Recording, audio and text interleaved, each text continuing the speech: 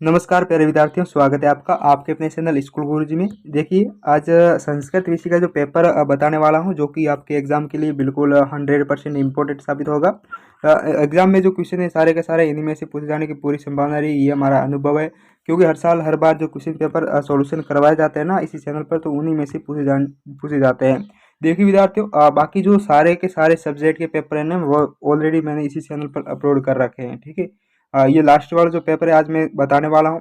और बाकी जो पेपर है वो विथ सॉल्यूशन पूरे उसके उत्तर भी मैंने साथ में दे रखे हैं, वो मैंने अपलोड कर दिए इस चैनल पर। आप देख लीजिएगा इस वीडियो को देखने के बाद। ठीक है, पहले इस प्रश्न पत्र को देखिए कि आपके एग्जाम में कौन कौन से आने वाले हैं, सारे के सारे सवाल जो आज मैं आपको बताने वाला हूँ।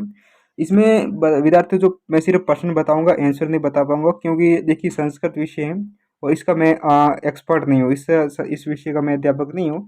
तो इस पेपर जो मैंने किसी ने अपलोड करा, किसी सर ने मुझे उपलब्ध करवाया, तो आंसर मेरे पास नहीं है। तो इसमें आपको करना क्या है, स्क्रीनशॉट लेना है प्रत्येक प्रश्न का, और प्रश्न का स्क्रीनशॉट लेने के बाद आपको सारे प्रश्न है वो अपने हिसाब से तैयार करने अपनी किताब से। ठीक है, लेकिन जो बाकी जो 5 सब्जेक्ट के ना, वो मैंने सॉल्यूशन कर रखे हैं विद सॉल्यूशन इसी चैनल पर। ठीक है, देखिए शुरू करते हैं बिना टाइम वेस्ट की। सबसे पहला जो प्रश्न आएगा ना, देखिए चैनल पर नए तो चैनल को जरूर सब्सक्राइब कीजिए, ये आपसे हम्बल रिक्वेस्ट रहेगी। किन्हीं दो गद्यांशों का हिंदी में अनुवाद लिखना है। आपको 3 पूछे जाएंगे कि 3 में से कोई 2 आपको करने हैं। जैसे ये दे रखी 3 दे रखे हैं ना, तीनों में से आपको कोई 2 करने हैं, 1 2 और 3, तीनों में से कोई एक सॉरी 2 करने हैं। तो 3 आप स्क्रीनशॉट ले लेना है इसका।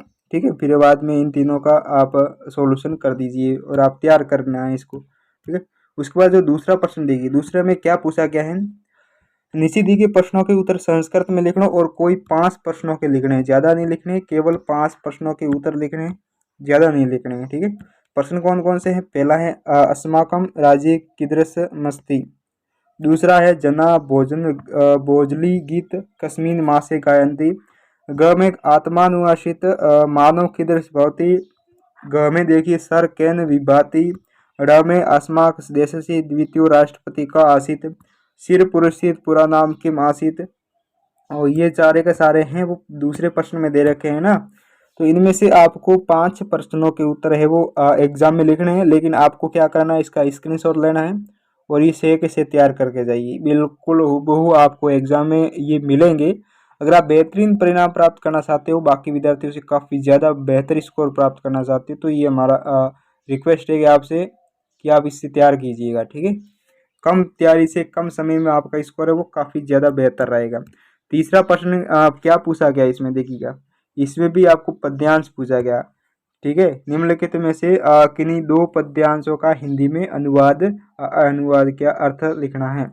जैसे ये क ख 2 ये दे रखा है और तीसरा ये दे रखा है। ठीक है, आपको 2 ये तैयार करना है, 2 ये तैयार कर लीजिएगा, उस वो तीसरा करने की कोई ज़रूरत नहीं है।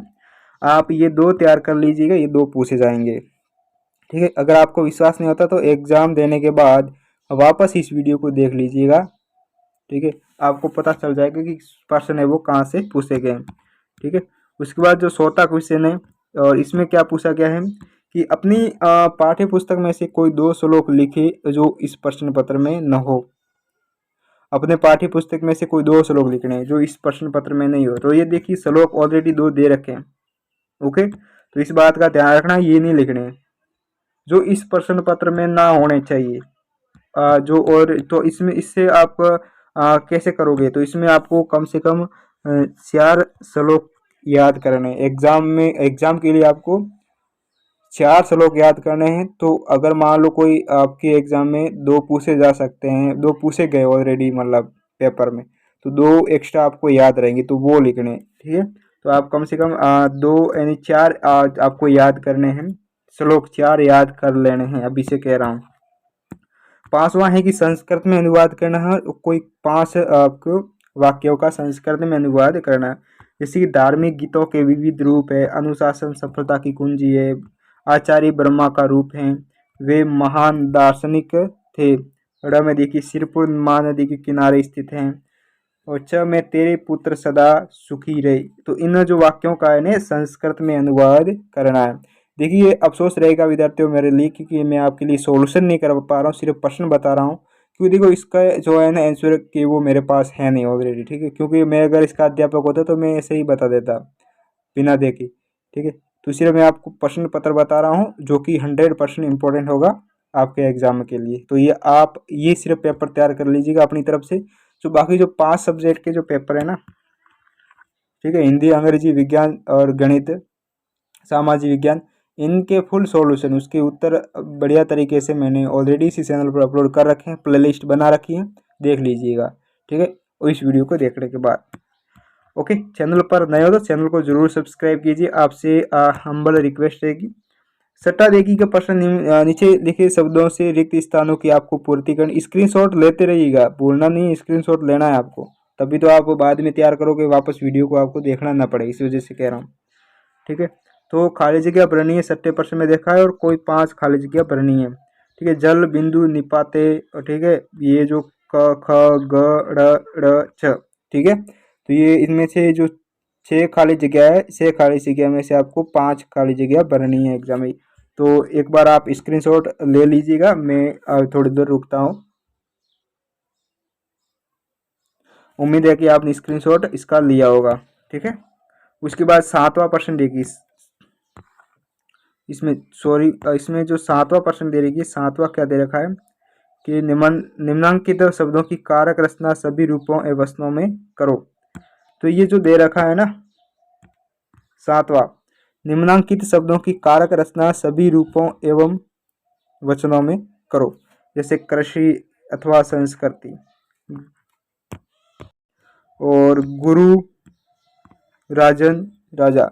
तो इनका क्या करना आपको, कारक रचना सभी रूपों में करनी है, ठीक है, और वचनों में, रूपों और वचनों में आपको एक वचन, बहुवचन, द्विवचन में, ठीक है। तो इस तरीके से आपको इसकी कारक रचना और सभी रूपों में रचना वचनों में करनी है। उसके बाद जो 8वां प्रश्न है, अंतिम प्रश्न है, और ये सबसे इम्पोर्टेंट रहने वाला है, ये आपके लिए पूछा क्या गया है कि निम्नलिखित धातुओं की काल रचना लिखना है सभी वचनों में। क्या है, काल रचना लिखनी है सभी वचनों में, जैसे कि क्र धातु का लट लकार लिखना है, भू यानी भव होना धातु का लोट लकार व लंग लकार में भी इसका लिखना है, और स में देखिए वध बोलना, इसमें लट लकार एवं विधिलिंग लकार में इसकी रचना करनी है, ठीक है। तो एक बार आप स्क्रीनशॉट लीजिएगा 7वें और 8वें प्रश्न का, ठीक है, स्क्रीनशॉट ले लिया होगा। तो ये आपका संस्कृत विषय का जो पूरा का पूरा प्रश्न है, जो कि मैंने प्रश्न पत्र है मैंने बता दिया, आप तैयार कर लीजिएगा। जो एक बार अगर आप स्क्रीनशॉट नहीं लिया है तो मैं आप दोबारा ले लीजिएगा, जिसे मैं दोबारा इसको स्क्रॉल कर रहा हूँ ना, इसी तरीके से,